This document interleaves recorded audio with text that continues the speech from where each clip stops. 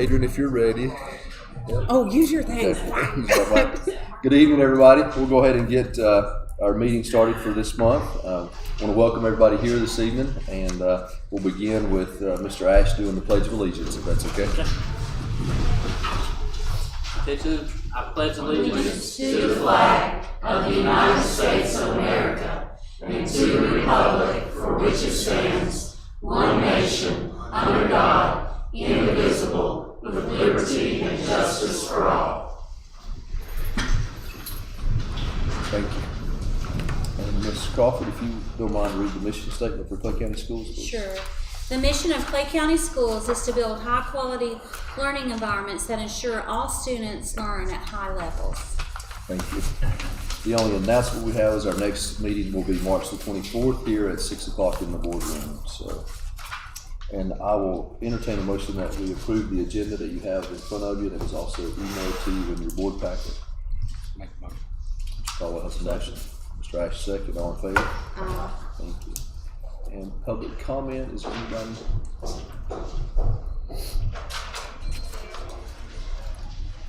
Nobody in here is up for public comment? No. All right, thank you, Ms. Arthur. So we'll move right on to our recognition section for tonight, and we're going to start with our new National Board Certified Teachers, and Angel Owens is going to present those. All right, Felicia Mall and Michelle Calashoni, come up, please.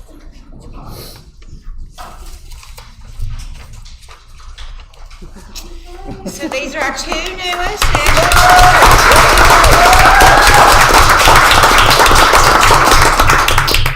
Michelle is certified now as a young adulthood, mid to moderate disabilities in national boards, and then Felicia is early childhood generalist. So congratulations, ladies.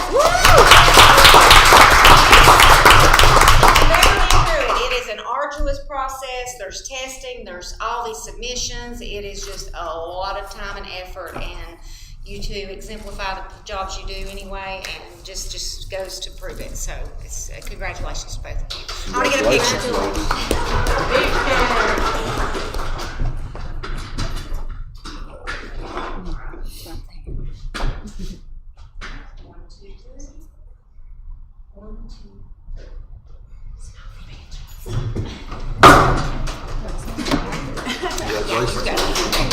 So just to share some data about our National Board Certified Teachers in the district, we have a total of 15. We have 3 now at the primary school. We have 2 at the elementary, 1 at the middle, which is our principal at the middle school, and then 7 at the high school, 7, and then the 2 school nurses. And that is a total of 14.7% of certified staff in our district, which makes us a National Board Certified district. Wow. So yes, we are very proud of them. And what you get as a National Board Certified teacher is a 12% pay incentive on top of your already produced salary for the state. And then it used to be a 10-year renewal, now it's a 5-year renewal, which I hate for anybody going through the process. But yeah, for maintenance and certification, it's every 5 years for now on. So congratulations to both ladies. It's a lot of hard work. Yeah. Yes. No. Oh, I thought you sorry, had a I'm question. sorry. Okay. All right. That's it. Yeah. Any more? Thank you. Okay. Congratulations again, ladies. Congratulations. Next, we have the Far West Honor Band and all district honor bands, and Miss Alexis Dockery is going to shoot. There she is. All right. Is there anywhere specific you want me to You'll come to the You podium. get to the podium, yeah. And where would you like to go? Just over here? Are you going to call them out by name? I'll call them out. Then just have them stay there and then come across me. Perfect. That'd be great. All right. So I know a lot of the faces in this room, but if you don't know me, I'm Alexis Dockery. So I'm our band director at the middle and high school. And so we wanted to do some recognitions today for some of our students who have had the opportunities to participate in honor bands in February. And so we, on our next slide, some of the benefits that we get from our honor bands is these kids put together a concert in a day and a half. So they get their music like a week ahead of time to look over, and then they put together like a whole concert, playing with people they've never met in a day and a half. And they spend their time collaborating with peers from other schools. They work with experts in their field, like clinicians, other band directors. They get new perspectives. And every time they go to these, they come back with more experience, more skills, and a greater sense of music responsibility, which helps our band program grow. So we had 2 different honor band students participated in. So the first one was all district honor band. So we had 3 students make this. So over 700 students in our district, which includes about 15 counties, auditioned for this band. And we had 3 students from Hayesville who made these auditions, which is phenomenal. So our first is Gage Brown. And so I've got a certificate for him if he'll come up here. So Gage Brown made and You can just have him stand. yeah, just stand right here for now. So he made 5th chair in our middle school symphonic band, which is our upper level middle school band, and he's also eligible in a couple weeks to go to all state auditions. And if he makes it there, then he will get to perform with musicians from all over our state at UNCG at a clinic there. So we wish him luck as he has his audition coming up. And then our second was Madeline Hingle, and she was 1st chair Barry sax for the concert band.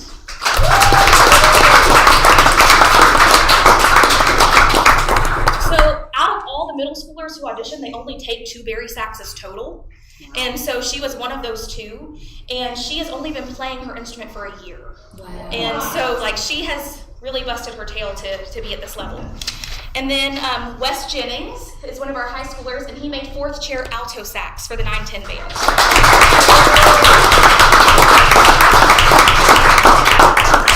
All right, and that is our all-district band students. Did you guys want a picture? Let's get a picture with them. That'd be great. If you guys want to scoot down just a tad, this way. So there's a few people trying to get in. Yeah. All right. Thank you. You guys have to come front and center. Yeah.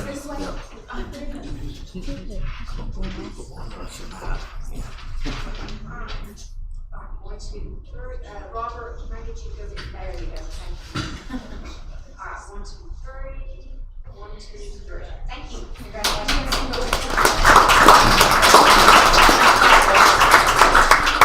And then our second honor band clinic experience is the Far West Honor Band. This is one of my favorites. This is for our students specifically in our far most western counties. So the schools that participate are Hayesville Middle and High School, Robbinsville Middle and High School, Swain Middle and High School, Murphy Middle, Cherokee Central High School brought students this year, Macon Middle School, Franklin High School, and Andrews Middle and High School. So it's all of our small schools that have small bands, and we get to bring kids together to play in a larger band setting and have an honor band experience. And our kids always just have a good time. They make new friends and they learn a lot of new things. So we want to recognize those students. So on our next slide.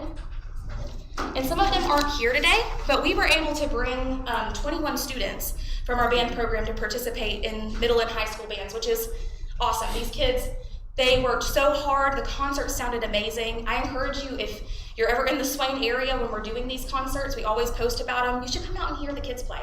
They really play some awesome music, and to know it's put together in a day and a half, just wow. So to recognize those students, we have Cassie Gonzalez,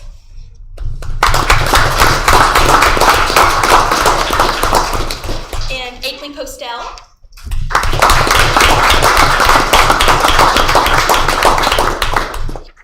We have John Anthony Worley.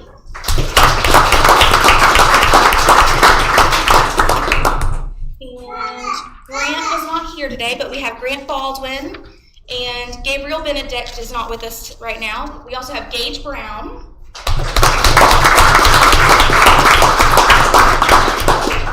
And Phoebe Camphouse.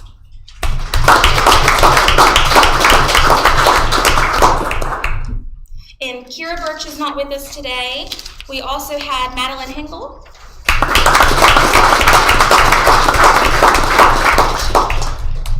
And Kyle Cunningham's not with us, but he also participated.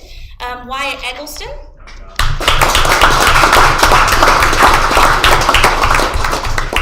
We had Ann Gibson.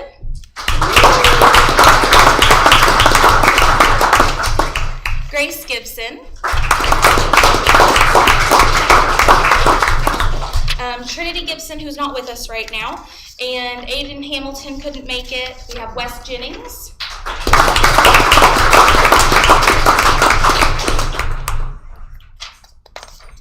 And Amelia Lackey.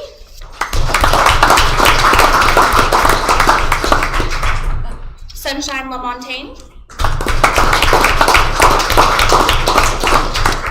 Abigail McClure. Colden Ray. And Jacob Cannon. And I just want to point out, the ones that have stars next to their names, that's how many of our students got first chair seats at this event too. So Gage Brown was first chair trumpet, Maddie Hingle was first chair bari sax, Wes Jennings was first chair alto, Ann Gibson was first chair flute, and Grace Gibson was first chair trumpet. So we had a lot of first chair reps from our school, which was really awesome. Yeah, that's awesome. Yeah. Congratulations. Way to go. Congratulations.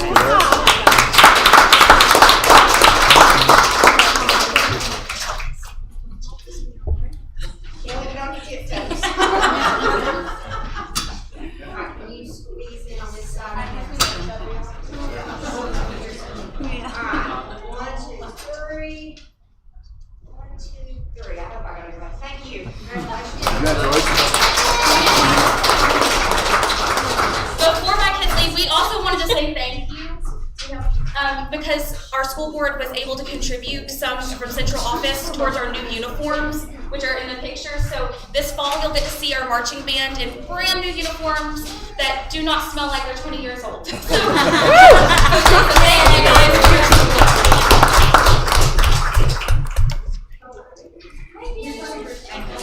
Thank you. Thank you. Congratulations.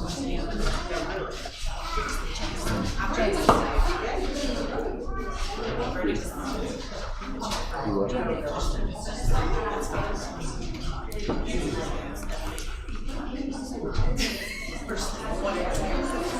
Let's just give it a minute. Yeah.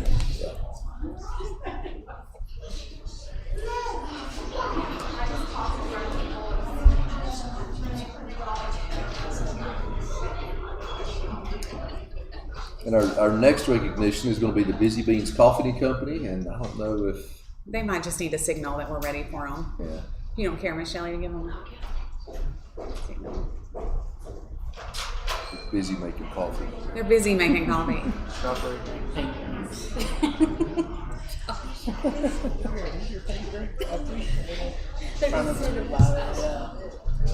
guys are up at the podium. Yeah. Front and center. I love this kind of stuff. Okay, hi everyone. We hope that y'all are enjoying your drinks as they're coming in. So we are a classroom-based business in the elementary school. We call ourselves the Busy Beans Coffee Crew, and we have been running our business since 2017. So doing this presentation kind of made us do a little trip down memory lane.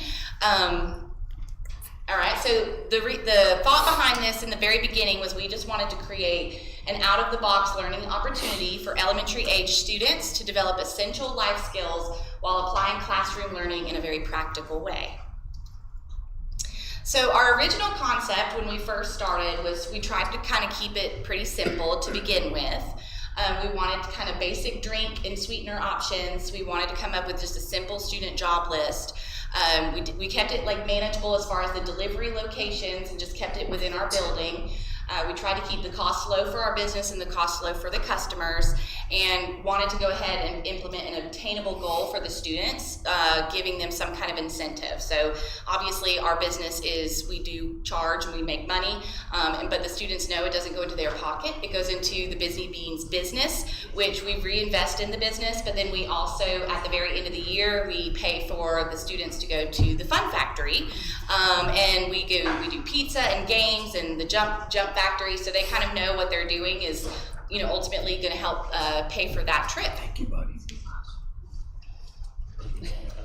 All right, so I can't even start talking about Busy Beans without giving a little bit of a shout out to the Clay County Progress. So the very first year that we started this, they kind of caught wind that we were doing it, and they wanted to write an article. So they put an article in the paper called Lessons Learned from Busy Beans, and they came and kind of shadowed us and took pictures, and they, you know, obviously they had it in the paper that week. Well, that kind of is what kind of helped us to gain momentum and got attention from the community and obviously, among our staff workers. And in that, we had a very, very kind woman who we now call our Busy Beans Fairy, who really helped to kind of get us off the ground and running, and ever since has continued to support our business, even for the years following. And so I really feel like I have to give her a shout out as far as just helping us to remain a successful business and doing what she needs to do to help us, make sure we can afford to go at the end of the year to Fun Factory. So this is like a little blurb from the very first year we ever did it. So I just felt like I wanted to include a little bit of this for you guys to see. So these students that you will see in this video are this year's senior class. And so this was their message out to the community, kind of what they've learned from Busy Beans. Oh, there's no video attached to that. Sorry. Well, it was really cute, Adrian. Well, it was a really sweet video, and basically the idea behind it was that they were talking about all of the different things and the skills that they had learned through Busy Beans. And I know. Is it not open in Canva? It won't. It's fine. It's not open in Canva? But basically, it was like the very first one was so funny, and he said, one of the best things I've learned is that, sometimes you're going to have a job and you don't always love that part of the job, but it's really important to, just work every component of your job, even if there's parts of it you don't like. And he said, and the other thing that I really learned is that the customer is always right. And it was really cute, and he came out with that all on his own, and now he's 18 and he's a big boy, but so we see them all across campus all the time, and we're always like, you have to love us and remember us. Anyway, so keeping it relevant is something that we have tried to really kind of include the students in and maintain like the idea behind how do we continue to appeal to our customers. And so we offer seasonal treats periodically, and we've added some specialty drinks, and so we kind of throw those out there too to kind of make people want to continue buying from the business. All right, so you want to do this? Oh, sure. So I came to Casey's Busy Beans the first time I worked here in like 3 years ago. And I thought it was the coolest thing I'd ever seen. Since we've had to have price adjustments because the cost of everything has gone up. We have been able to expand our menu, so we now offer pink drinks. So you've got a pink drink and they're delicious because we wanted to offer something cold. All we had was hot beverages whenever we came along. We're like, maybe we'd do something cold. And then we expanded it to add the cold coffees also. We also added new job skill opportunities, so making the new drinks allows the kids to have extra skills to practice, and like we had to kind of come up with a formula for how are we going to measure this and make it systematic and the same every single time, so you're getting literally like a business the same thing every time. And then Casey was a genius and added the digital payment option because not many people just have money in their pocket anymore, or they have $20 and we don't have change. And then we just recently expanded our delivery locations to include the middle school and high school because it was cold one day and Miss Godfrey said, oh, well, I'm going to buy it for all the school for people who were freezing. I was like, thank you. So then the middle school's like, wait, how do we get Busy Beans all the time? Okay, so we added those delivery locations. And that's a really cute video. Now I'm so sad it's not gonna play. So this is basically They're the cutest videos you've this ever is seen. basically a video of this year. So this was featuring our students from this year and kind of just showing the process of what it looks like in our classroom on Fridays when we are making the drinks. So it's kind of like a big assembly line, and the kids rotate through jobs each week. So this is Miss Kay kind of writing down the orders and having them record the orders, which we have on the labels, and then the cup goes to the next station, and they do, then they go to the Keurigs, and it just kind of is like a well-oiled machine. So maybe Miss Godfrey can share the video out on another platform so y'all can watch it later, because it's really cute. Okay. Yeah, because my Canva presentation are really cute fonts and everything. I know. And everything moved. Oh, look! Okay, this is the message from the Busy Beans crew from 2017. Oh. Do you want me to turn the TV volume up?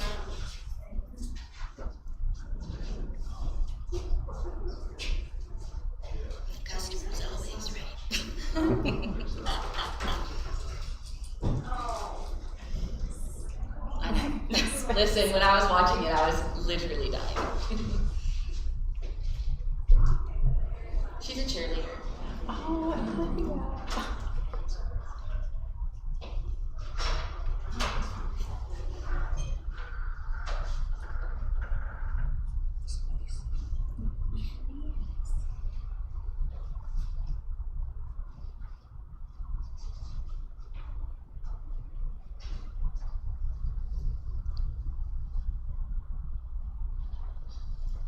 She's talking about doing math and how math is incorporated into other parts of your life, not just sitting in math class. So that was like her just kind of showing how we're doing incorporating math into our business.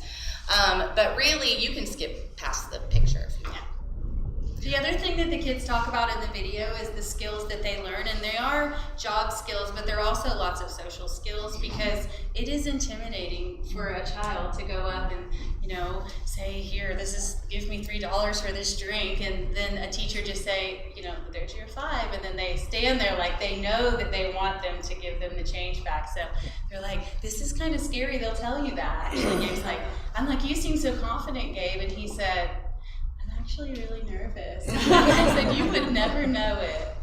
So I think just looking ahead, we just want to, continue promoting growth by increasing our sales through continuing to add just some, new drinks or appealing to our customers, and however we need to improve our advertising strategies. So one of our jobs is an advertiser, and it's a really, really great job. It's just one of those things we've not completely perfected quite yet. So we want to keep working on that, and like I said, cater to consumer preferences and just continue to be an integral part of Clay County Schools. And we just want to thank you guys and thank everybody for supporting us and listening to us today. Yes, thank you very much. Yes, we need to do that. Can I bring them in? Bring them in. Okay. Stars of the show. They're cute little aprons that we've also had since 2017.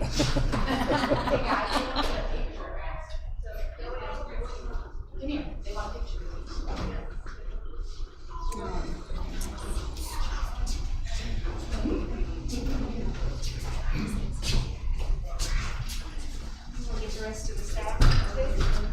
Everybody. Yeah. Listen, this would not be possible if it wasn't for, I call them my people, but it's because literally every Friday when we're doing this, they help so much. Yeah, like so. Come on, Krista. No, you're not getting out of it. Moral support. That's an important job. Yes.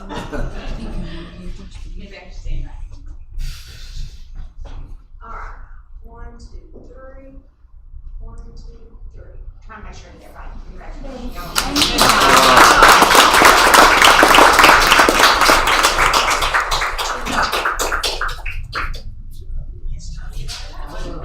It's so sweet.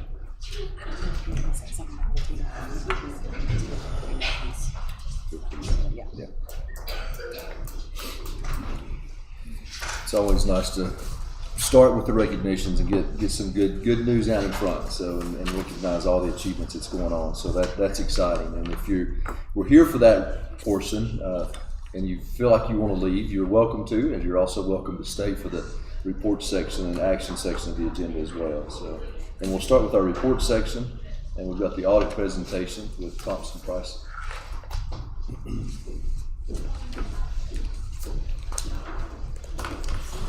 should have your audit and a copy of the presentation summary there in front of you. So if you'd be kind enough to flip open to the presentation summary, start with page 1. It's difficult to follow. The coffee company may need to send some ads out here for folks to come work for us, the hard-working kids. The main thing you hire us as an audit firm to do is to issue an opinion on the financial statements as a whole. We issue an unmodified report, which is a quote-unquote good report. On page 1, under qualitative aspects of accounting practices, there's 3 things there, one in each of the paragraphs, which is appropriate accounting policies, accounting estimates, and then financial statement disclosures, and we were good with all 3 of those. On page 2, there were no difficulties encountered in performing the audit. There were no uncorrected misstatements. There were no disagreements with management. Management did provide us with a representation letter dated November 26th. And then we're unaware that management consulted the outside accountants, auditors, et cetera. And then under other findings or issues, there were two items, making sure you evaluate the allocation of some of the resources, make sure there's no overpayment of taxes, et cetera, mispostings between those accounts. All of that was straightened out prior to the end of the audit. And then it's just a language issue, but it is an important language issue, the pre-audit language. Once you switch to checks, it got left off. But hopefully all that's straightened out at this point and all is good.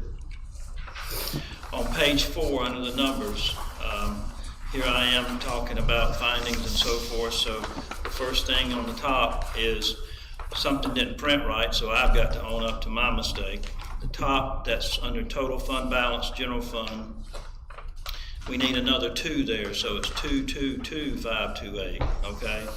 So it's 222,528. It doesn't affect any of these percentages, et cetera, but it is a mistake on my part. So your restricted fund balance is 216,000. The unassigned fund balance is minus 67,866. Total general fund expenditures is 2,006,000. And then the fund balance available as a percentage of general fund expenditures is a minus 9.65, and the unassigned fund balance is a minus 3.38. I'll talk about these real quick. Both of those have to do with the accounts receivable, which makes the unassigned, even though you got a positive fund balance, a negative, which really doesn't factor in Fund 8, which you also have. So realize all the factors that go into that, not a major concern. Cash in your revenues over and other expenses before transfers, a minus 14,793 in your general fund, a minus 65,000 in the capital outlay, and then child nutrition prior to transfers was a minus 252,000. Cash in your general fund is 238,000, so you can see the bump up there, which was nice. Cash in capital outlay, 0. Cash in other restricted is 1,493,000. Cash in child nutrition is 427,000. Again, that 222,000 in general fund balance. Capital outlay is fund balance is a minus 60,000, and then fund balance other restricted, i.e. Fund 8 is 1,669,000, and then net position in child nutrition is 126,508. I won't read all the numbers in the breakdown of your general fund revenues, but total revenues is 1,991,000. You look all the way at the bottom, total expenditures is 1,976,000. And if you look at state public school fund, it's 13.3 million, and then the federal funds is 1,000,008. Total is 15,146,000. And then if you'd be kind enough, we'll look at some of this in charts and graphs, if you will. On page 5, you see total fund balance there in blue. Again, it should be 222. I apologize for that. Restricted there in red, and then analysis of unassigned fund balance. That percentage is correct. It's minus 3.38%. And then on page 6, you see revenues over and under expenses before transfers for each of the 5 years shown. And then on the bottom, you see child nutrition. If you go from the 5th year back, a minus 135 up to a positive 126,504. On page 7, you see cash balances on the top, and then fund balance / net position underneath that, with the respective totals underneath that as well, total cash and total fund balances there. And then on page 8, you see the county allocation on the left and fines and transfers on your right. And then on the bottom, you see total general fund expenditures, with most of that going to system-wide support. And if I can get my little fingers to work here, that'd be good. And then on the back, you see where the state public school fund for the 5 years shown, increasing every year. And then on the bottom, you see the 2022 year being the biggest year. Some of that may have to do with pandemic funding, et cetera, so realize that. Still, the state public funds are still continuing to rise. And as I understand it, y'all got approved for a new building, so good for y'all on that.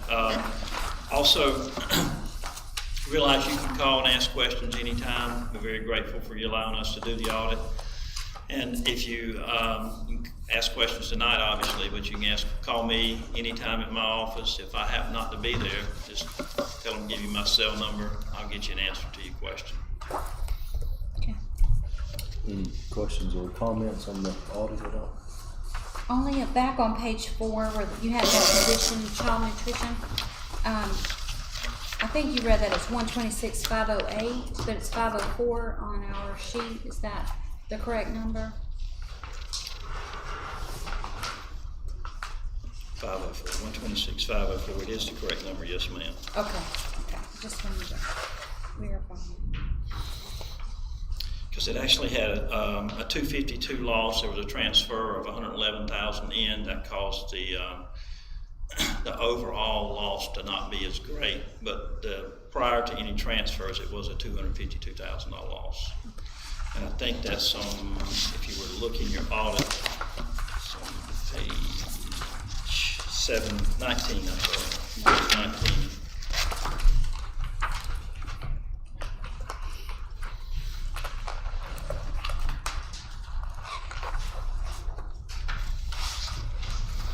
You can see, I think 3 numbers up, it's 140,802, but then it's at 252,612. You had a transfer in of 111,810. Get my story straight here. And you can see on the bottom the net position being 126,504. Okay. Thank you. Yes, ma'am.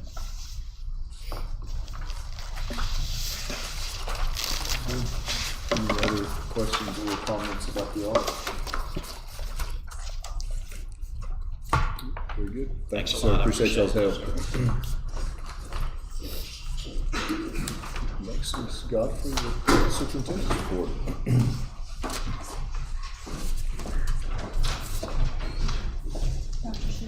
I'm sitting on you. It does, yeah.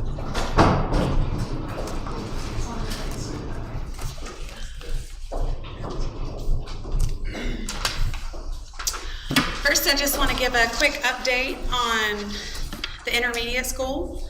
If you've had the opportunity to drive by, you can see that there's more and more that we're able to see outside of the ground, which is really exciting. In the past month, Wells and West has continued with storm drainage, continued with the masonry stem walls where the footings have been poured. They have excavated and poured additional footings and had a small window to allow for some grading and backfill. We've really struggled with the weather over the past month.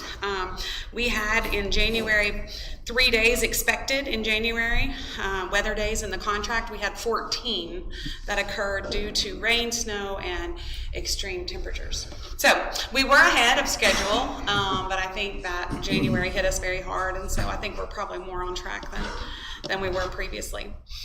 For the remainder of February and into March, Wells and West will be continuing with storm drainage and sewer.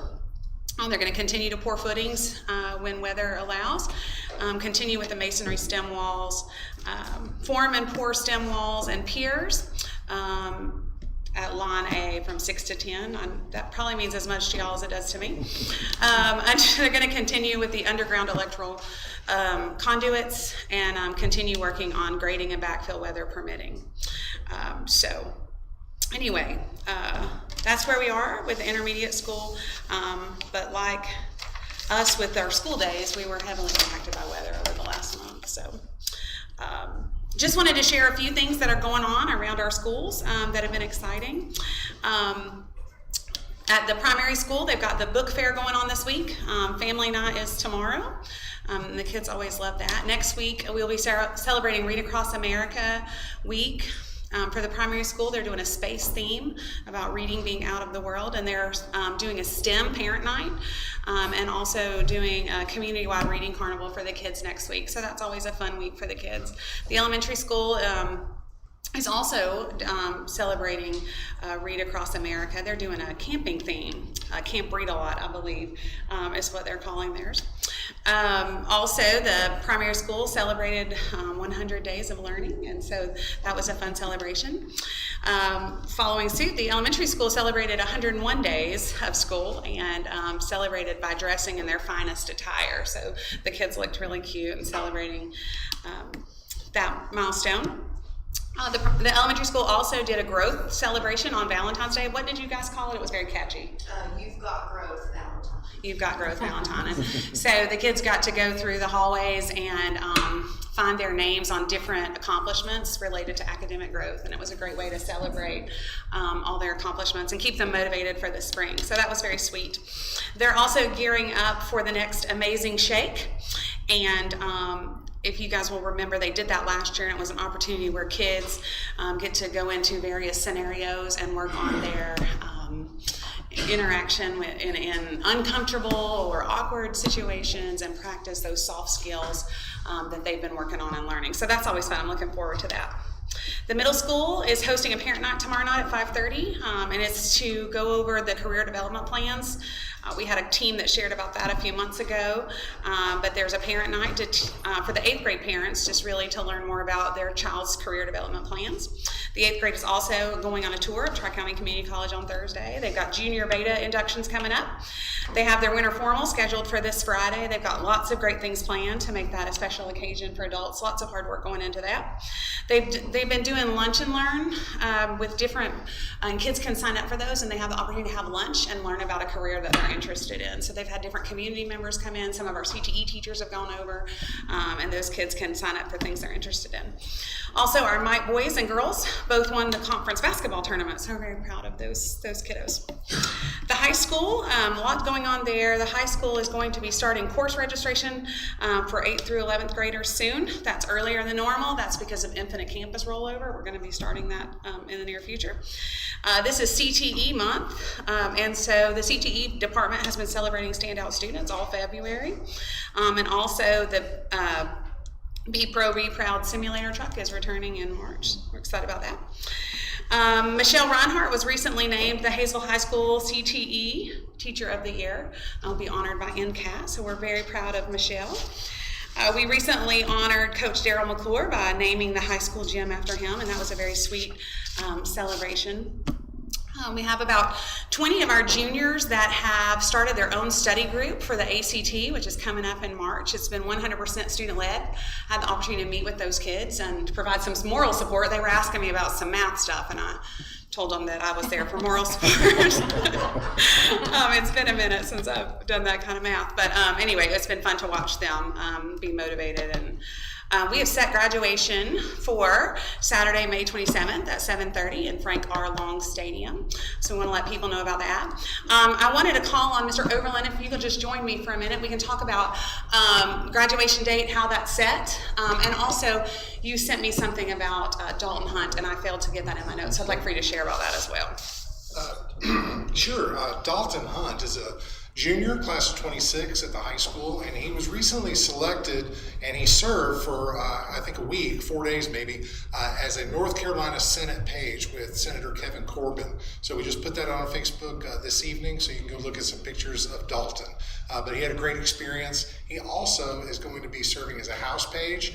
He just found out a governor's page, so I think maybe he's found his thing with the page programs. That's exciting for him, though. We're proud of him. For graduation, with North Carolina high schools, the Department of Public Instruction wants us to test in the last 5 days of the school calendar year, right? So that's the week of May 19th through the 23rd, I think, those 5 days. And so we use those. I mean, in the high school, we're testing right up until the end. Our last few days are not, just a barrel of monkeys with fun times. The kids are working and testing. That last day of the school year, Friday the 23rd of May, is our makeup day. And the issue with why, sometimes I get asked, why can't we test on that last day of school? It's extremely hard because we'll actually have seniors that are testing that day, right? And we're not able to finalize their grades and do those final computations to make sure they pass that required class to earn the diploma. So we really do need an extra day built into once the school year is done. And also just the setup for graduation takes a lot of work, a lot of labor to put all that together. And then we like to practice with the graduating seniors and do the actual walkthrough of everything. So it just works better. I mean, I hate having it on a Saturday of Memorial Day weekend, but that's just the way it fell this year. Any questions for me? Thank you. Thank you, Mr. Rickman. I know he'd do a That's great the job. 24th, Saturday the 24th. Yes, it's Saturday the 24th. He's saying that those are the reasons we're not having it on Friday the 23rd. Right. Yeah. Mm-hmm. So it's set for Saturday, May 24th at 7:30 at the football stadium. And the last thing I had to share is we're gearing up for our Staff Wellness Day.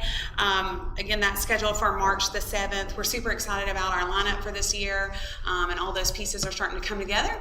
And so look forward to sharing that with you at the March board meeting, how that goes.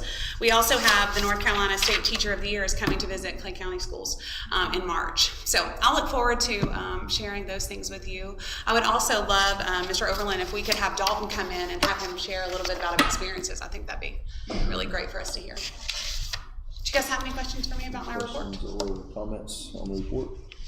Okay. No? You want to just stay there? I got it. Oh, you got it, okay. So next is the action items on the agenda, and we'll start with the summer program plan. Scott has that. All the things. So each year, we seek board approval to do a summer program. You guys have a copy of this in your folder. And basically what this allows us to do is to have students be able to retake their EOGs or EOCs, and if they have not made a passing score. And so if you'll notice on there, it highlights the grade levels and the subject areas that we would like to retest. We do provide remediation before these tests are re-given. And so they have 2 days of remediation and then 2 days of testing. And so we've included in there that we would like for our instructional dates to be May the 27th and 28th.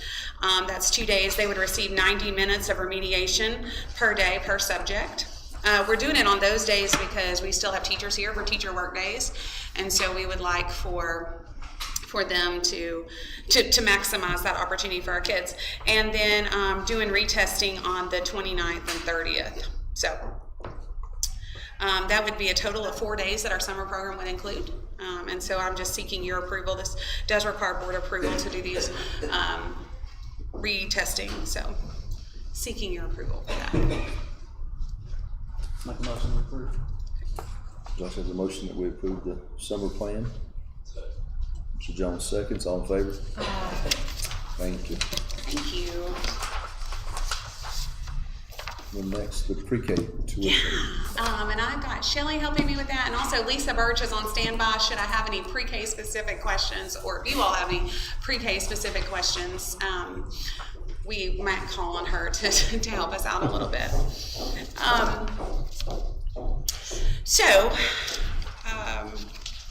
Just wanted to share with you a little bit about the pre-K program. As you know, we have 4 pre-K classrooms that are held here on our campus. Obviously, the goal of the North Carolina pre-K program is designed to provide high-quality experiences to enhance school readiness for eligible 4-year-olds.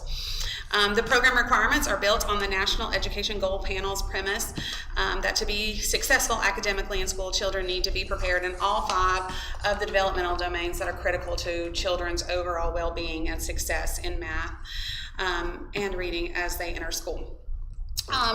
So those areas are approaches to play and learning, emotional and social development, health and physical development, language development and communication, and cognitive development. So as you can see, there's lots of areas that pre-K focuses on besides just academics. Having 3 children that have gone through pre-K, I can tell you that I believe in it 100%. I think it's a wonderful program for all students to be able to engage in. There are certain ways that you can qualify for NC Pre-K. A child must be 4 years old on or before August 31st of the program year. A child that meets the age requirements is eligible for NC Pre-K if the child is from a family whose gross income is at or below 75% of the state median income. Children of certain military families are also eligible without regard to income.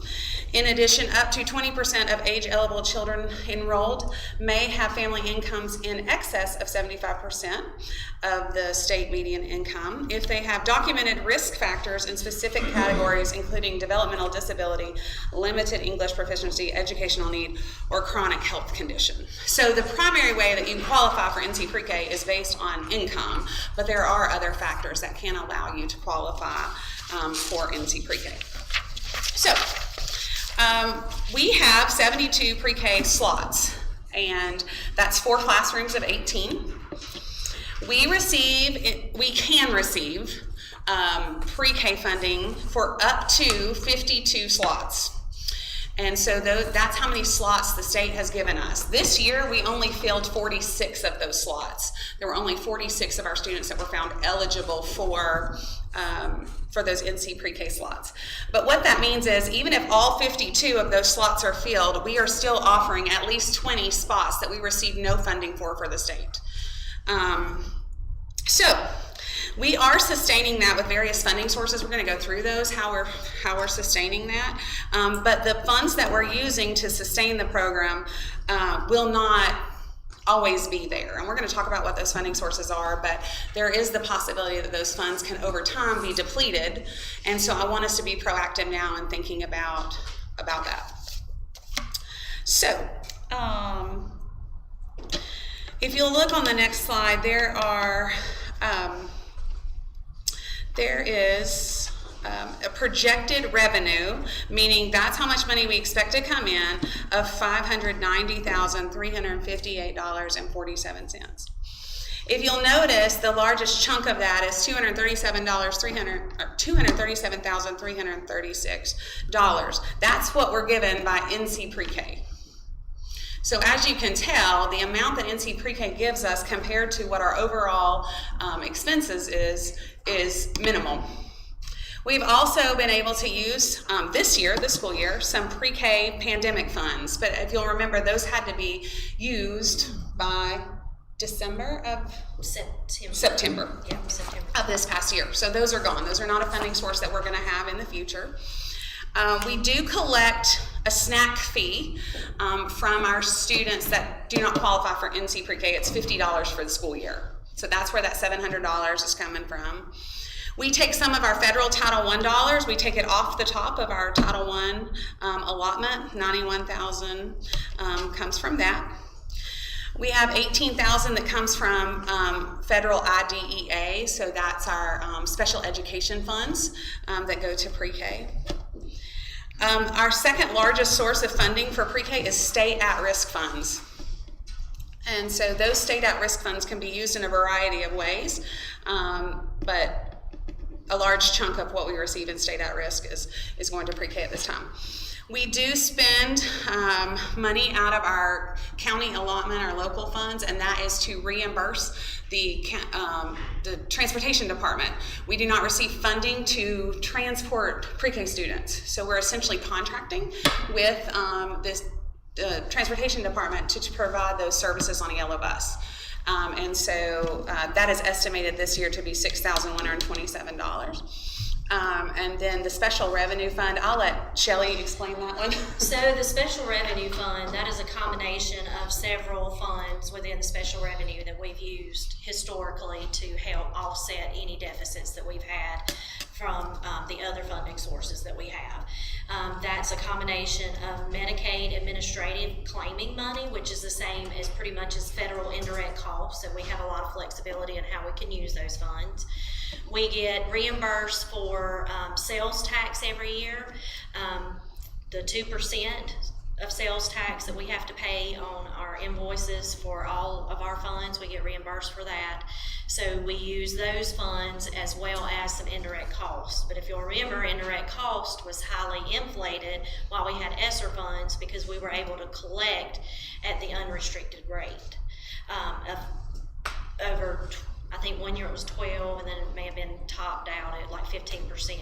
But those funds are going away, so we're not going to have that additional indirect cost to help fund the deficit any longer. If you'll notice on the other side, again, our projected revenue was $590,000. That's coming from all of those funding sources. Salary and benefits for 4 teachers, 4 teacher assistants, and admin for pre-K. The salary and benefits is alone is more than what our projected revenue is. So just the salaries and benefits is $599,125. We also have to pay for substitutes, longevity payments. Normally, longevity payments are provided by the state, but because these are not state-funded positions, those longevity payments are paid out separately. And of course, as I mentioned, we do have to pay contract price for transportation. So our projected expenses this year for pre-K are $623,822.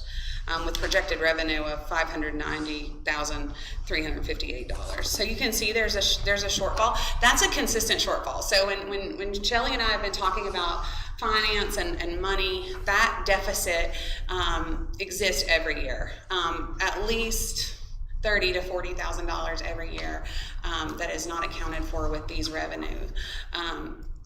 And as we said, some of these revenue sources are running out, and even some of our federal programs have been reduced over the last couple of years. So really, I have a huge heart for pre-K, and I don't ever want anything to happen in terms of our ability to provide pre-K, which is why I wanted to bring this to light. I just want to share with you all where we are financially with pre-K and be strategic in how we move forward to make sure that we can continue to sustain this program and offer it to our community. So some considerations that I would like the board to think about is charging tuition for students, only those students we do not receive funding for. So that would only be those students that do not qualify based on income. So these would be the students that are that don't have WIC, don't have Medicaid, any of those things that would automatically qualify them. I think it's important to remember that most likely these 4-year-olds, if they weren't coming to pre-K, they would be in daycare somewhere. And the cost of daycare in this area is around $800 a month for a 4-year-old. So we are talking about 20, this year would be talking about 26 kids that we would be requesting tuition payments for. What I'm asking you all to consider or think about is charging our incoming pre-K for the 25-26 school year $50 per week, which would be $200 per month. That is most likely going to be significantly less than what any family is currently paying for childcare. Another consideration that you might want to think about is transportation.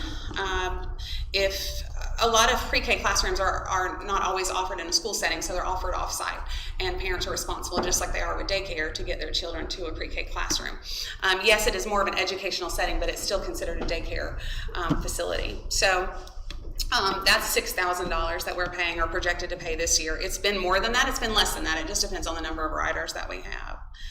So on the bottom of that page, you will see that if we assume that there are we max out those pre-K slots, those 52 slots, and we continue to offer 4 classrooms and 72 slots.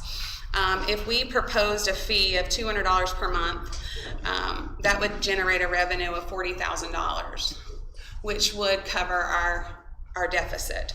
If we also discontinued providing transportation, that would increase that funding to $46,127. That would also give us an excess of $12,663.74 that wouldn't have to be pulled from these other sources, such as the state at-risk fund. Those state at-risk funds can be used for a lot of things, whether it be an alternative program or providing another counselor or things of that nature. Putting $12,000 back into those funds is helpful, but it's still not replenishing those funds at the rate that we're draining those funds. So that's just something to think about. Also, just want you to know we're not the only ones. I included a article that was recently published, and it's from state health policy that says, is North Carolina pre-K dying? Providers say low funding makes it hard to keep up. Everyone across the state is having this struggle.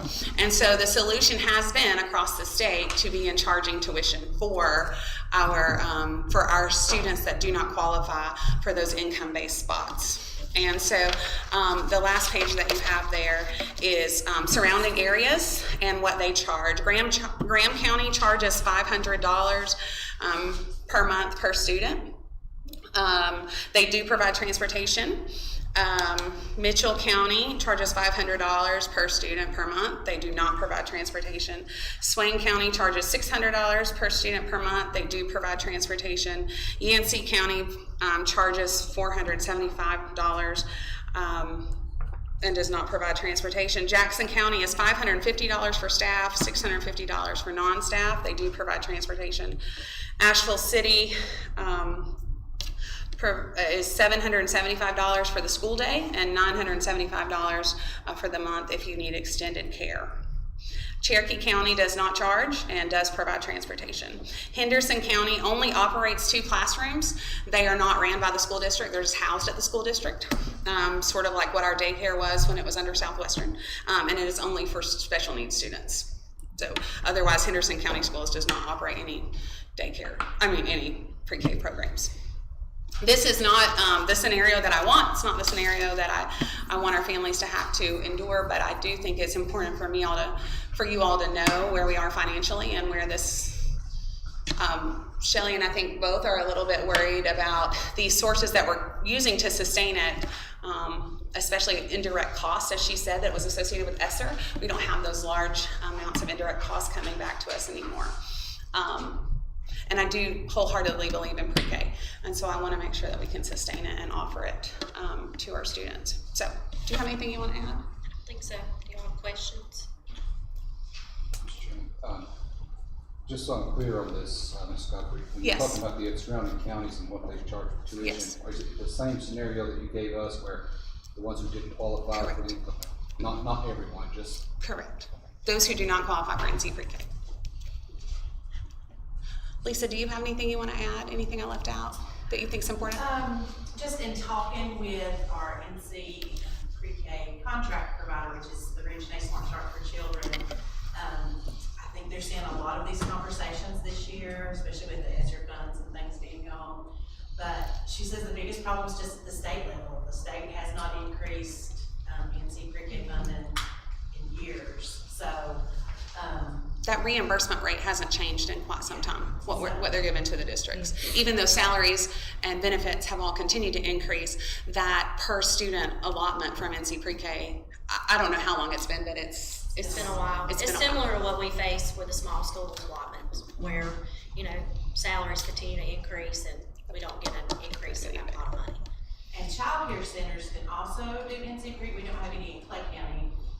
But they get a little higher reimbursement rate, but they have to provide, teachers that are either BK certified, working, and have a similar benefit and salary schedule. So I guess that's why they give them a little more money, but that's just been the biggest thing, is the state just has not increased funding over the years. We do start handing out pre-K applications at the beginning of March, and so we want to be able to notify families if this is the intention or the desire of the board to go this route. We want to make sure people know that when they pick up an application. So that's kind of the timeliness of this conversation. Is if they're paying the $200 a month fee, do they still have to qualify under the pre-K requirements, or is that? If they qualify under the pre-K requirements, then they fill an NC pre-K spot. Right. So this would be any student that does not meet the criteria for NC pre-K. So you could have, like somebody that's outside the state median income levels. Yes, that could fill those We other have probably 20 families this year spot. that don't. But I will add, we have several families who would be eligible for NC pre-K. They just won't bring in what they need to, even though I spend weeks and months saying, this is gonna help us, it'll help you. But one of the good things that may come from this, if we decide to do it, is they may be a little more willing. To fill out the paperwork and- Get the things turned in, they need to turn in. And which might increase our NC pre-K numbers. And I love being able to, I mean, I think all parents look forward to the day their kids go to pre-K. I know I did when I wasn't paying daycare anymore. Yeah. So I totally get that. And so, and I feel for families that, you know, that are paying those high daycare, you know, amounts. I know it's heavy, but I also feel like, this is a manageable amount. I do think that if it's something we decide to put in place, it needs to be evaluated every year, because right now we have a sustainable plan, but over time as those pots of money shrink, simply charging $200 and getting to that $50,000 or $40,000 may not be sufficient over time. But I would certainly think that would be a conversation that would need to be had every year about what we would charge for the upcoming year. And I think that's what's maybe, well not maybe, but is, to me is frustrating, is the fact that we all know and understand the importance of early childhood education and the impact that it has on kids. But yet at the state level, we're not seeing any more additional funds put into that. And then that, of course, kicks the burden down the road to us to try to make it sustainable and make it work. So it's frustrating. What is the income for the parents to qualify to be able to not have to pay? What's the cutoff price? I don't know that. It's a kind of a sliding scale, and it just depends on how many are in the family. It's 75% of whatever the state median income. So they're going with the size of the family and the income. That's similar to the state is doing that, making that decision. That's the NC pre-K program. That's the state funded pre-K.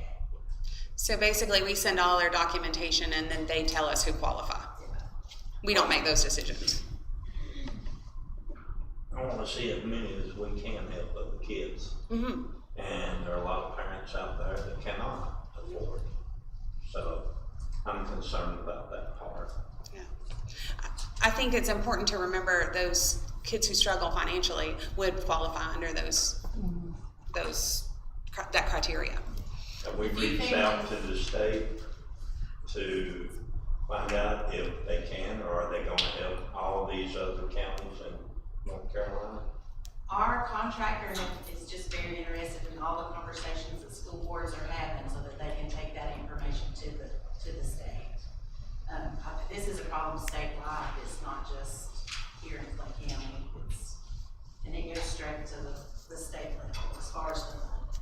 So, but they're reaching a partnership for children. They want to see, just like we do, every child, universal pre-K would be wonderful. But I guess our legislators aren't really on board with that yet. So. And I love that we do offer slots to kids who don't qualify. Because it would be kids like my kids that wouldn't qualify for that. And I appreciate that we have slots available for those kids who don't qualify. So I don't ever want us to go away from that either, being able to offer it to anyone in the community. Are those slots initially filled by NC? These have to be filled initially by NC pre-K qualified students. Yes. Right? Yes, if we do not fill them with those students, those slots, even if we fill the slots, they will be with private pay, or, you know, in this case, right now, we don't charge, but we won't get a reimbursement for it. Well, because of the Title I, we do have to serve the 72 students with the highest need. So if we ever had more applications than what we had spots for, we would use a Title I scorecard, but NC pre-K is part of that scoring. We haven't had to do that in several years, but we do have a waiting list this year of about 10 kids, and that was families who called after school started, and we already filled our spots. So the need, I mean, we could do another class, we could have 5 classrooms. We don't have space. Yeah. The need for pre-K is, I mean, families want pre-K. I think that our program is so beneficial. And that requirement on Title I is because we also take a chunk of our Title I money kind of set aside before it's even divided by the 2 schools that are Title I schools. And because we do that, it's about $90,000 now, right? tuition, I believe it was a little over 90. They have to follow that rule about the children with the highest need, regardless of income, to meet those first. Or we don't get that money. How do we perceive collecting this money? Is it something that we would do on a monthly basis up front or? On a monthly Monthly basis. basis, similar to what we do with daycare now. Okay. I think that, I know this is uncomfortable, even a consideration, and I get that, and I certainly don't want to put undue pressure on the board to make any particular decision. I just want to bring to light where we are, and be strategic in whatever that looks like moving forward. But yeah. I think we have to remember that in DPI's light, pre-K is a separate program than K-12 education. And so a lot of the funds that we use for K-12 education are not, cannot use on pre-K. Yeah.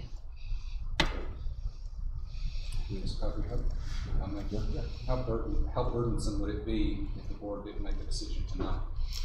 Well, I think given that we want to hand out applications starting March 1st, it may create some confusion and I didn't pick up on that, so.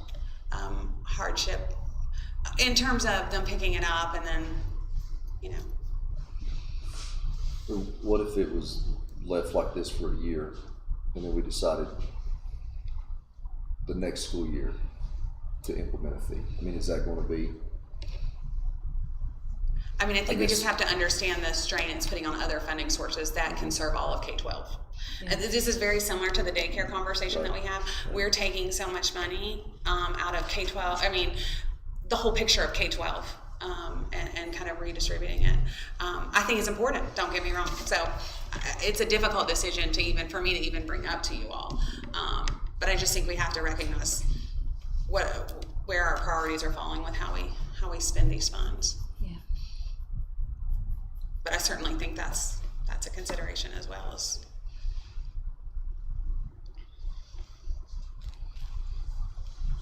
Any other questions, comments, any motions to be made on the pre-K? I'd make a motion for us to put it up to next month. When we make a true decision and maybe find out a little more in depth of where it's hitting us at, or where we're struggling in one department or one section or area of the school.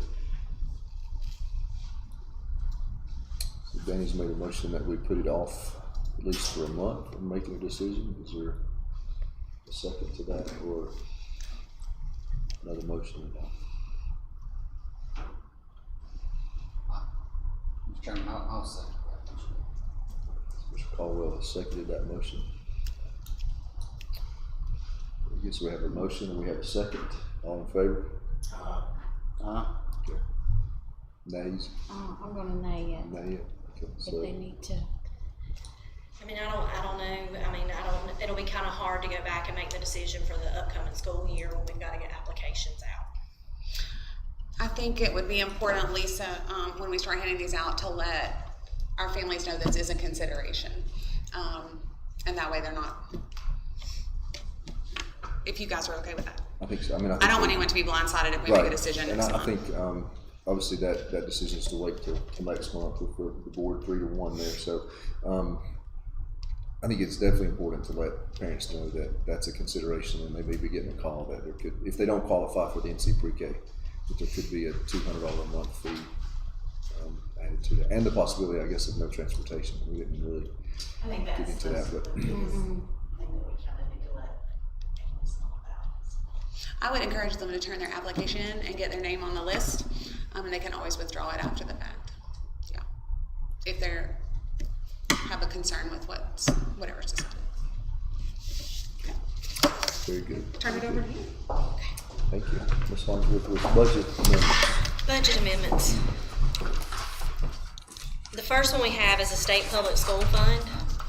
We need to budget an additional $7,905. This is for an ABC transfer for one unused month of employment from our career and technical ed months of employment. Are there any questions on that? The next one, the local current expense fund. I know we talked about it in previous meetings. The county had appropriated a certain amount in capital outlay that needed to be transferred over to use in the local current expense fund to help fund the local supplements, because every year they're going to increase. So that's to help fund those increases for this year. That's $45,124. Other questions on the local? The next one's the federal grants fund. We're actually doing a budget amendment to reduce the budget by $1,508, and you'll see at the bottom we did have an additional $705 that they allowed us to budget for Carl Perkins Career and Technology Program Improvement, and that was for the grant year 4. They typically don't allow any carryover, but they did in this case, and they have $705 that they're able to spend this current year.